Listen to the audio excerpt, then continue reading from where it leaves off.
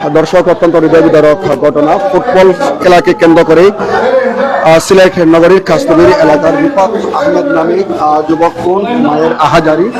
আমি অবস্থান করছি এই মুহূর্তে সিলেট উসমানী মেডিকেল হাসপাতালের মর্চুয়ারি বিভাগে।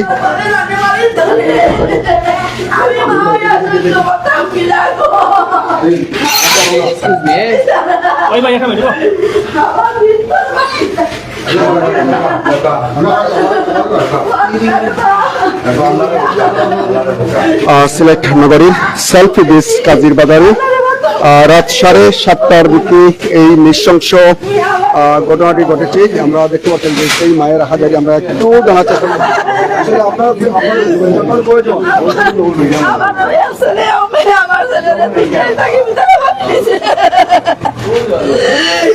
আমি মা হইয়া সহ্য করতাম কিনা, আমার সহ্যের কোনো ক্ষমতা নাই। আমার বাসা ছেলের নাম কি আপনার? কত আসলে কিটা নিয়ে আসলে আমি জানি না। আমার ছেলে মাগরিবের আগে ফোন দিছে, ভালো আইসে করতে গেলে 9:30 বাজে। আমার ছেলে অপেক্ষা করতে করতে আমি ফোন দিছি, তখন ফোন পুলিশে ধরছে। আপনার ছেলে রাস্তার মারামারি করে উসমানী ইমার্জেন্সি ঢাকা গিয়া দেবকা, তখন ইনাইয়া দেখি আমার বুয়া তো নাই। আমি আর কি তা হইতাম, মারার পর কোনো বাসা নাই। আমি তো মানছি না আমার ছেলেরে মারি নিছে বলি, আমার ছেলের জানে মারি নিছে বলি। আমার ছেলে কি তা অপরাধ বললো চাই, আইন আছে, আদালত আছে, বিচার আছে। আমার ছেলের জানে মারি তুলি, আমার বাজারে মাত্র অবলম্বন আমার ছেলে। ক্লাস 9 আমার ছেলে নতুন নতুন গাড়ি আমার ছেলে লাগিয়ে দিছে। আমার কত স্বপ্ন, কত পরিকল্পনা আমার ছেলের লাগে আমার ছেলে জানে মারিনি তোরি। আমি কি তাহতাম রে পাল্লা পাল্লা, তুমি আমার উপযুক্ত বিচার ধরো পাল্লা, তোমার কাছে তাই রাখবে। তুমি এর বিচার করিয়া যে আমার ছেলেরা তুমি এটাকে আমি শাস্তি করতে চাই, এর উপযুক্ত বিচার আমি চাই, আর কিচ্ছু চাই না। সন্ধ্যার পরে বার হয়েছেন ঘরটা কি আর করে গেছেন, এরা প্রতিদিন যায় আয় লোক বন্ধু বান্ধব ফোন দিয়া নেই, যায় আবার আইসকে যে আইসে আর গেছে। আমার প্রতি মনের মাঝেও নাই যে আমার ছেলেরে মারি নিচ্ছে বলিয়া। আমার ছেলে তার বাপে ফোন দিয়েছে, ও বাসা তাই আর কেন বলে না। আমার স্বামী অসুস্থ মানুষ, 3বার শারীরিক অবস্থা নিয়ে আমার হাঁটা চলাফেরা করতে পারেন। আমার একমাত্র বাসার অবলম্বন আমার ছেলে। আমার কত স্বপ্ন, কত কল্পনা আমার ছেলে। রিফাতের সাথে কে বা খারাপ কোনো যোগাযোগ করতে পারে যাইবার আগে? ও তো ফোন দিছে, যে ওখানেও ফোন দিছে, কে দিছে আর নাই। আর আমার ছেলে কোনো ফিরিয়া গেছে না। আমার ছেলে কি তা হইয়া গেল, তুমি এটাকে কত কষ্টে আমার ছেলে দানটা গেছে। আমি লালন পালন করিয়া ছোট থেকে বড় করছে, খাবাইয়া বিনতেই আয় তার ওখানে আমার ছেলেরে মারিন তুলি। আমি মা হইয়া আমি কেমনে বানিয়ে আনিব, আপনারা কক্কা চাই না। আমি মা হইয়া আমি কেমনে বানিয়ে আনিব। আমার একটা মাত্র ছেলে, আমার আর কোনো ছেলেও নাই। আমার স্বামীও অসুস্থ মানুষ, চলাফেরার মতো শক্তিও নাই, ক্ষমতা নাই। বাসা দারুসারা মাদ্রাসা, কাশ্মীরি দারুসারা মাদ্রাসা, দারুসারা মাদ্রাসা সামনের বাসা। কাস্তবী দারুসারা মাদ্রাসার পাশেই বাসা। জি জি। গ্রামের বাড়ি গোলাপগঞ্জ। জি। আর ছেলেটা ওই 15 বছর। আর রিফাতের বাবা অসুস্থ, আপনারা বয়স খুব বেশি হইব, 3বার স্ট্রোক করে দিচ্ছে না। আজকে 6-7 দিন ধরে মসজিদে কেন নামাজ পড়তে না, বড় বিয়ে নামাজ। আমি যতটুকু জানি আসরের পরে মাগরিবের আগে। আসরের পর মাগরিবের আগে? জি জি। মানে করতে কি তাহলে ভালো যাইছে? এখানে আমি তার মা আজকে বলে কইছেন, আর একদিন খুব আমি একটু পাকাই যাই পাই দিয়ে আজকে বলে কইছেন। আর বেটি আমার বড় সন্ধ্যা করতে দুদিন বেড়াইছে, এক বাসা হই আর কি। ওরাও পাশের বাসার, আমি এই সাইডের বাসা। ও আইসে চাষিটা করবো না।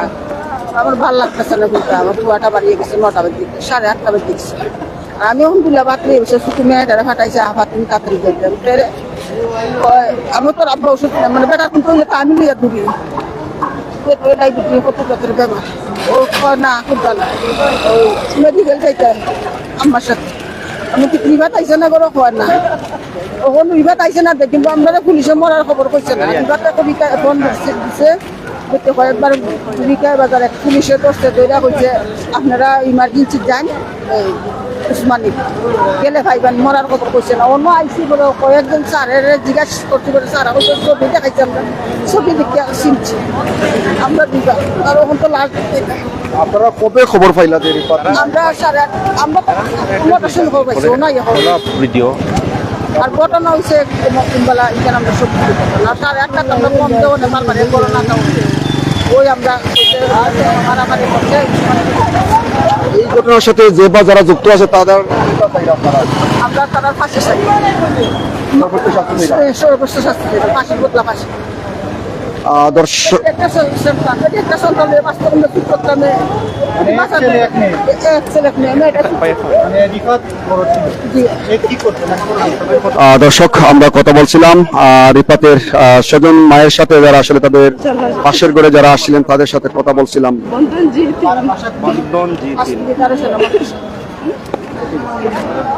আচ্ছা, রিপাতের বয়স কত বা রিপাত কেমন ছিল?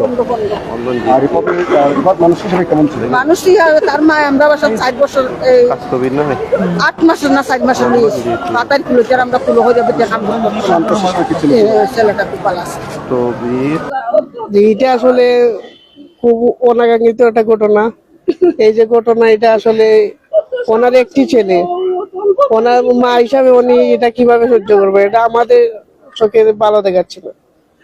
আজকে রিপাত ঘর থেকে বের হওয়ার সময় কিছু বলে আসছিল কিনা আপনাকে? দিনা প্রতিদিন করতে কি পারি আইতে সময় কই আমি আম্মা যাই আর কি আমি আইয়ার আমি বললাম কই যাইতে বলে যাই আর এমন বারা আইয়ার আইস কিচ্ছু কইছে না গিয়ে ফোন দিছে আর আইছে বারইয়া আইছে আর খবর নাই রাত 9:30 বাজে অপেক্ষা করতে করতে আমি ফোন দিছি ফোন দিতে ফোন তো আর রিসিভ করে আপনার খবর কোন সময় পাইছেন? খবর পাইছি রাত 9:30 সময় আমার ছেলের ফোন দিয়ে আর পুলিশে দর্শন করিয়া আমি জিগাই বাজার থেকে পুলিশ কইয়া যে আপনার ছেলে মারামারি করিয়া উসমানিত ভর্তি উসমানিতে আপনি যাওকা গিয়া দেখো ইমার্জেন্সি ও আমি সাথে সাথে আমার ওই এক ছেলে রিপাত কোন ক্লাসে পড়াশোনা করতো? ক্লাস 9 ক্লাস 9 কোন প্রতিষ্ঠানে? কোন স্কুলে? না দীপশিক্ষা। আমাদের চোখ মানে বলার বাহিরে যে বিষয়টা হচ্ছে, আমরা মানে কিভাবে বলবো, আমরা একটা যুবক, আমাদের এরকম যদি বাংলাদেশের ভিতরে এই বিশৃঙ্খলা গুলা ঘটে তখন আমরা কিন্তু আমাদের লাইফের কোনো নিরাপত্তা নাই। কিন্তু আমরা চাচ্ছি যে এই যে মাটা আহাজারি করতেছে, ওনার আহাজারি দেখে আমাদের সহ্য হচ্ছে না। একটা ছেলে একটা মেয়েটা ছোট এবং ওর বাবাও অসুস্থ, কিন্তু এর বিনিময়ে আমরা কোনো মানে শাস্তি চাচ্ছি যে মানে যে যদি কোনো ধরনের কোনো জিত থেকে থাকে, কোনো ধরনের যদি কোনো শত্রুতা থাকা থাকে, তাহলে ফ্যামিলিকে অসংখ্যিতভাবে জানানো উচিত ছিল। কিন্তু এভাবে ওনাকে হত্যা করাটা হয়নি, আমাদের চোখে খারাপ লাগছে। কিন্তু আমরা উপযুক্ত বিচার এবং উপযুক্ত মানে খুনিদেরকে ধরে উপযুক্ত শাস্তিমূলক দেওয়া হোক, আমরা এটি চাই। একমাত্র সন্তান রিপাত 15 বছর বয়স, একটি বোন রয়েছে, সেই কিন্তু পরিবারের একমাত্র অবলম্বন ছিল। হ্যাঁ, এই যে মায়ের আর্তনাদে আকাশ ভারী হচ্ছে, এই বিষয়টি আসলে কিভাবে দেখছেন? আমাদের চোখে অনেক খারাপ লাগছে, অনেক কষ্টকর। কিন্তু আমরা চাচ্ছি যে যে অপরাধীগুলো আছে ওদেরকে আপনারা সহযোগিতা করে ওদেরকে আইনের আওতায় আনিয়ে সঠিক বিচার, উপযুক্ত বিচার হোক, আমরা এটাই চাই।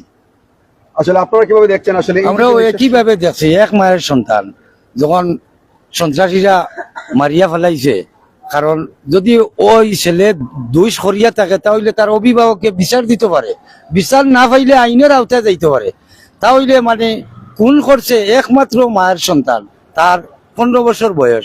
আমরা চাই বাংলাদেশও আইনের আওতায় আনিয়া সঠিক দৃষ্টান্তমূলক তার বিচার মানে সঠিকভাবে হোক, এটাই আমরা কামনা করি। গত 2টি মাস সিলেট নগরী তত শান্ত ছিল, কোনো ধরনের অপরাধ প্রবণতা ঘটেনি।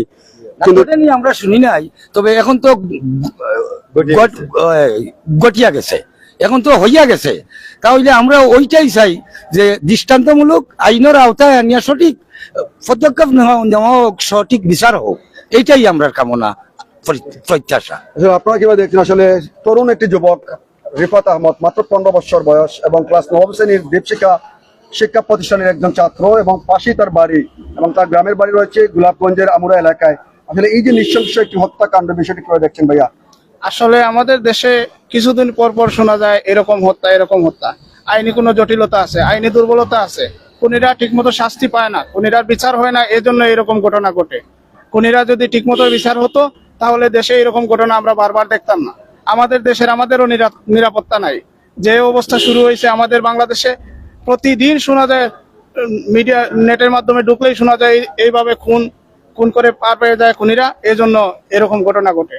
আসলে প্রশাসনকে এইটাই আমাদের কামনা, প্রশাসনের কাছে আপনারা একটু কঠোর হন, আমাদেরকে শান্তিতে বাঁচতে দিন, আমাদেরকে সুস্থ থাকতে দিন, খুনিদের দৃষ্টান্তমূলক শাস্তির আমরা এই দাবি জানাই।